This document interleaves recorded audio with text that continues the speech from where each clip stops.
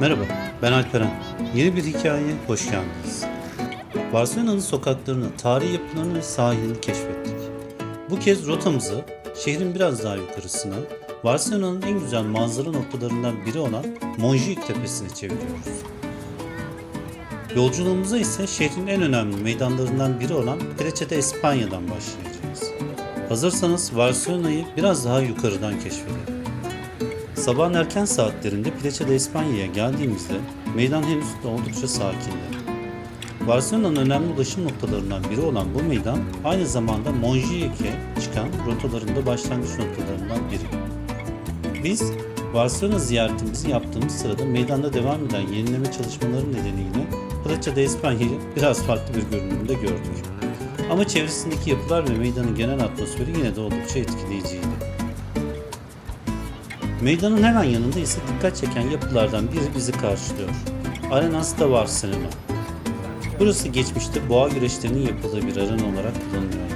Bugün ise tamamen farklı bir amaçla hizmet veren bir alışveriş ve yaşam alanına dönüşmüş durumda. Dışarıdan baktığınızda tarihi bir arena olduğunu anlamak bile oldukça ilginç. Eski ile yeninin bir arada olduğu yapılardan biri.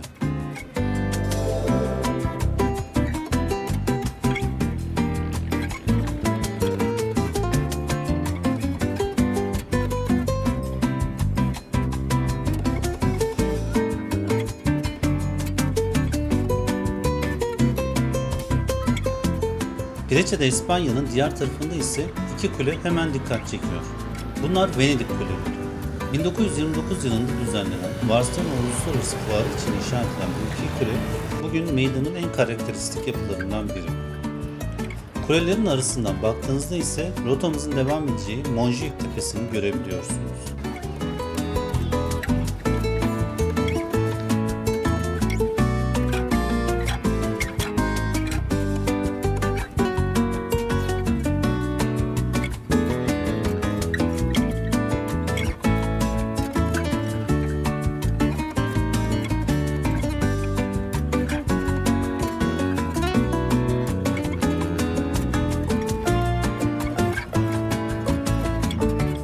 Yani aslında Barcelona'yı keşfetmeye başladığımız bu noktadan itibaren rotamız bizi yavaş yavaş yukarıya doğru taşıyor.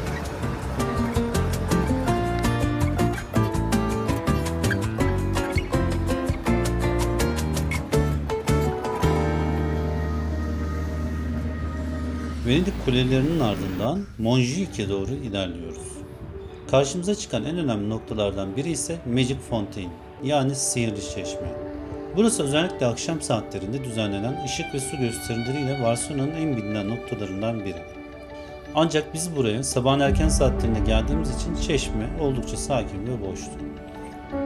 Günün ilerleyen saatlerinde nasıl bir atmosferi büründüğünü göremedik ama sabahın sessizliği de buraya farklı bir hava katıyor.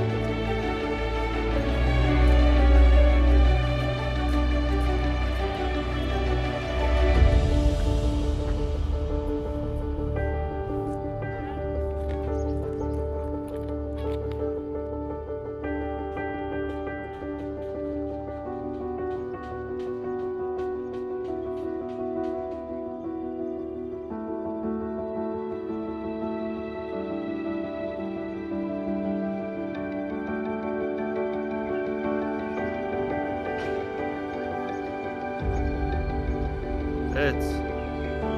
Montjuic'ten sevgilerle. Evet. Sana çok da sevgiler.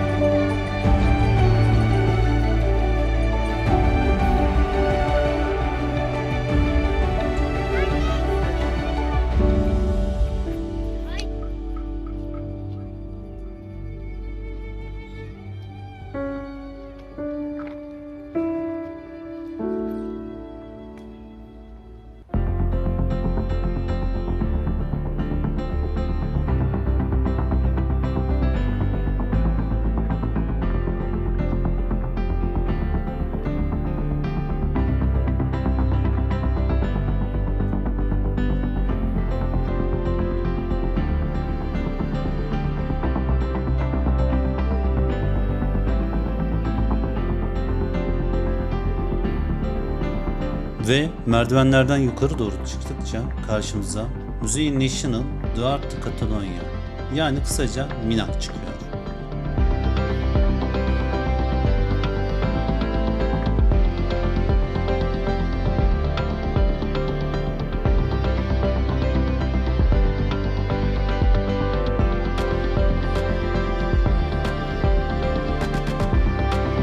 Barcelona'nın en önemli sanat müzelerinden biri olan MINAC, aynı zamanda Montjuic'in en dikkat çekici yapılarından biri.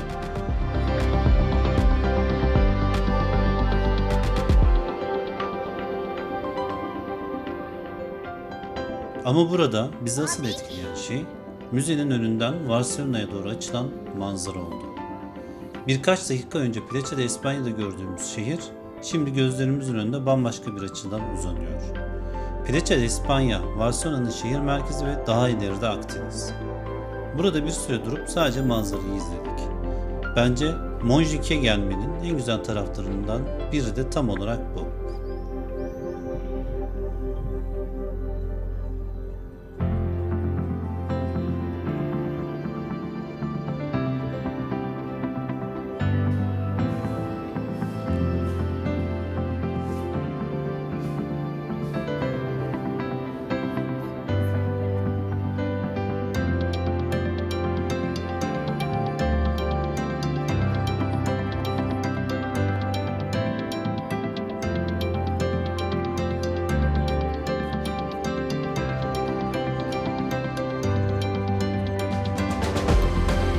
Barcelona'yı keşfederken bazen şehrin sokaklarında kaybolmak, bazen de biraz yukarı çıkıp bütün şehri karşınıza almak gerekiyor.